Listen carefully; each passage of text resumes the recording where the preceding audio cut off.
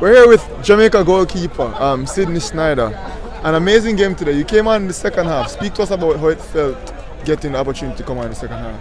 I mean, it's always an honor to come and represent Jamaica. Coming in the second half, I just like, all right, 0-0. Let's keep it zeros, clean sheet our way, just doing my job.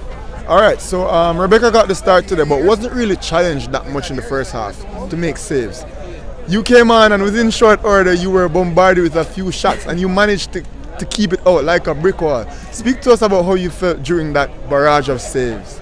I mean, definitely chaotic, but again, just doing my job, being there for my team when they need me. So it was definitely fun. All right, so speak to us about how you felt being on the opposite end of the field when Jamaica managed to break the deadlock in the 92nd minute. Oh my gosh, no words, just pure excitement. Definitely coming out and getting a result is something we want to do. We need for our confidence, and just obviously there's still things we need to work on, but coming out and getting a result is definitely good. What is your thoughts on the team's performance today?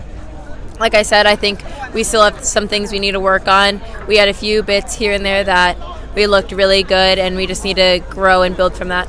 All right, your opposite number, the Paraguayan goalkeeper, she was absolutely outstanding today. Speak to us about her performance from your perspective. No, she definitely kept them in the game for a while. She had some big time saves. Definitely people celebrating before, and she's coming out with big time saves, so props to her. And lastly, you guys are going into the game on Sunday against the same team.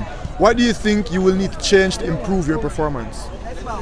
I think just focusing on the things that we need to work on, going back to the drawing board and just taking the positives and growing with those, and then also taking the things we need to work on and building those up. All right, thank you for talking to us. Good game again. Awesome. Thank you so much.